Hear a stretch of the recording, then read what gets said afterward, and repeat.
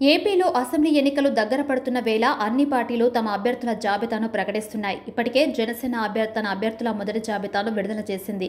ఏపీలో విపక్షాల సీట్ల సర్దుబాటు కొలిక్కి రావడంతో అభ్యర్థుల ఎంపికపై పార్టీలు దృష్టి పెట్టాయి. తాజాగా మరో లిస్టు ప్రకటించింది. జనసేన పోటీ చేసే సీట్ల వివరాలు కొలిక్కి రావడంతో ఆ పార్టీ అధినేత పవన్ కళ్యాణ్ మరో 9 మంది అభ్యర్థులను ఖరారు చేసినట్లు తెలుస్తుంది.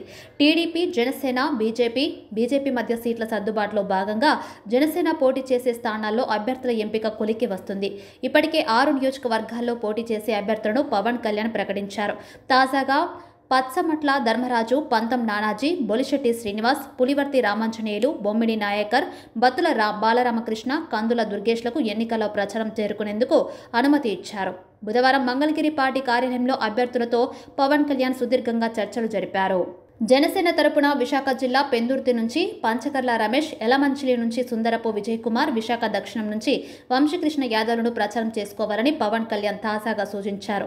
ఎన్నికల షెడ్యూల్ ఏ క్షణమైనా వెలువడుతున్న నేపథ్యంలో అభ్యర్థుల ఎంపికలు దూకుడు పెంచారు. ఉమ్మడి పశ్చిమ గోదావరి జిల్లా తాడేపల్లిగూడెం అభ్యర్థిగా బొలిశెట్టి శ్రీనివాస్, ఉంగటూరు నుంచి పచ్చమట్ల ధర్మరాజు, నరసాపురం నుంచి బొమ్మిడి నాయకర్, భీమవరం నుంచి పులవర్తి రామాంజనేయులు ఎన్నికల అభ్యర్థిత్వాలకు పవన్ ఆమోదం తెలిపినట్టు పార్టీ వర్గాలు వెల్లడించాయి. ఉమ్మడి తూర్పు గోదావరి జిల్లా రాజూరులో దేవవరప్రసాద్, తిరుపతి నుంచి ఆరణి శ్రీనివాస్ పోటీ చేరున్నారు. ఆరణి శ్రీనివాసులు ఇటీవల వైసీపీకి రాజీనామా చేసి జనసేనలో చేరారు. నిడదవోలు నుంచి కందులు దుర్గేష్, కాకినాడ రూరల్ నుంచి పంతం నానాజీ, నెల్లిమర్ల నుంచి లోకం మాధవి పోటీ చేస్తున్నట్లు ప్రకటించారు. జనసేన తరపున పోటీ చేసే అభ్యర్థులతో పవన్ కళ్యాణ్ విడివిడిగా భేటీ అయ్యారు. ఎన్నికల నేపథ్యంలో నియోజకవర్గాల్లో ప్రస్తుతం నెలకొన్న పరిస్థితులపై పవన్ చర్చించారు. ఎన్నికలకు సంబంధించిన పొత్తులు, సమన్వయంపై అభ్యర్థులతో చర్చించారు. ఖచ్చితంగా గెలిచి తీరాలని దిశానిర్దేశం చేశారు. ప్రత్యర్థులను బలాన్ని ఏమాత్రం తక్కువ అంచనా వేయొద్దని, వైసీపీని ఓడించడమే లక్ష్యంగా ఎన్నికల్లో పొత్తులు కుదుర్చుకున్నట్టు అభ్యర్థులకు పవన్ కళ్యాణ్ వివరించారు. ఎన్నికల పొత్తులో భాగంగా జనసేన 21 స్థానాల్లో పోటీ చేయనుంది.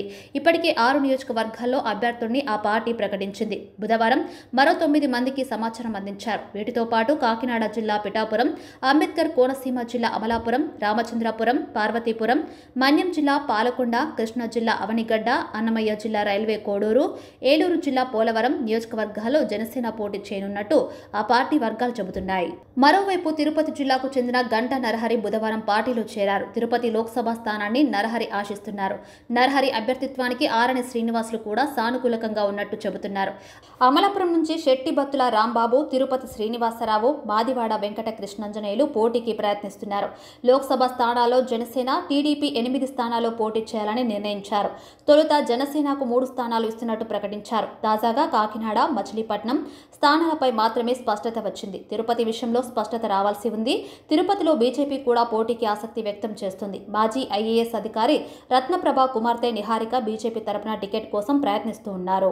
కాగా అంతకుముందు జనసేన 5 స్థానాలకు పోటీ చేసే అభ్యర్థుల జాబితాను ప్రకటించింది. టీడీపీ, జనసేన పార్టీల తరపున శాసనసభ ఎన్నికల్లో పోటీ చేసే అభ్యర్థుల తొలి జాబితా విడుదల చేశారు. టీడీపీ అధినేత చంద్రబాబు, జనసేన అధ్యక్షుడు పవన్ కళ్యాణ్ ఒకే వేదికపై నుంచి అభ్యర్థుల తొలి జాబితాను ప్రకటించారు. తెలుగుదేశం పార్టీ 94 స్థానాలకు అభ్యర్థులను ప్రకటించగా జనసేన 5 స్థానాలకు అభ్యర్థులను ప్రకటించింది. జనసేన పార్టీకి మొత్తం 24 అసెంబ్లీ, 3 ఎంపీ సీట్లు కేటాయిస్తున్నట్లు చంద్రబాబు ప్రకటించారు. జనసేన మొదటి అభ్యర్థుల జాబితాను పరిశీలిస్తే నెల్లిమర్ల నుంచి లోకం మాధవి, అనకాపల్లి నుంచి కొనతాల రామకృష్ణ, కాకినాడ రూరల్ నుంచి పంతం నానాజీ, తెనాలి నుంచి నాదెండ్ల మనోహర్, రాజనగరం నుంచి బత్తుల బలరామకృష్ణ పోటీకి దిగనున్నారు. విజయనగరం జిల్లా పాలకొండ నుంచి నిమ్మల నిబ్రం, టీచర్ ఉద్యోగానికి రాజీనామా చేసిన Tejovati, SBI retired manager Korangi Nageswararao కూడా టికెట్ల కోసం ప్రయత్నిస్తున్నారు. ఎన్నికల ప్రక్రియలో ప్రతి దశలోనూ అప్రమత్తంగా అడుగులు వేయాలని పవన్ కళ్యాణ్ అభ్యర్థులకు సూచించారు. కక్ష సాధింపు, అరాచకాలను నమ్ముకున్న పార్టీతో పోరాడుతున్నామని హెచ్చరించారు. ఏ విధమైన ఒత్తిళ్లు వచ్చినా మరుక్షణమే పార్టీ కేంద్ర కార్యాలయం దృష్టికి తీసుకురావాలని సేవించారు. 2024 ఎన్నికలు ఆంధ్రప్రదేశ్ గతిని మారుస్తాయి. ఈ ఎన్నికల్లో మన కూటమి పోరాడుతున్నది అరాచకాన్ని, హింసను, కక్ష సాధింపుని నమ్ముకున్న పార్టీతో అని మరిచిపోవద్దని పవన్ కళ్యాణ్ సూచించారు. ఈ ఎన్నికల్లో ఖచ్చితంగా గెలిచి తీరాలని స్పష్టం చేశారు. ఇప్పటి వరకు అధికారికంగా ప్రకటించిన అభ్యర్థులు కొందరు ముఖ్య నాయకులతో బుధవారం పవన్ కళ్యాణ్ ముఖాముఖి చర్చించారు. ఎన్నికల నియమావళి, నామినేషన్ దాఖలు నుంచి పోలింగ్ వరకు ఉండే వివిధ దశలు, నియమ నిబంధనలు, పొందాల్సిన అనుమతులను తెలియజేసే పత్రాలను అందజేశారు. ఎన్నికల ప్రక్రియలో వ్యూహాత్మకంగా ముందుకెళ్లాలని టీడీపీ, బీజేపీ నాయకులు, శ్రేణులతో ఎప్పటికప్పుడు సమన్వయం చేసుకోవాలని పవన్ సూచించారు. ప్రతి దశలోనూ అభ్యర్థులు, నాయకులు, శ్రేణులు అప్రమత్తంగా అడుగులు వేయాలని సూచించారు. ఏ విధమైన ఒత్తిళ్లు వచ్చినా తక్షణమే పార్టీ కేంద్ర కార్యాలయం దృష్టికి తీసుకురావాలని తెలిపారు.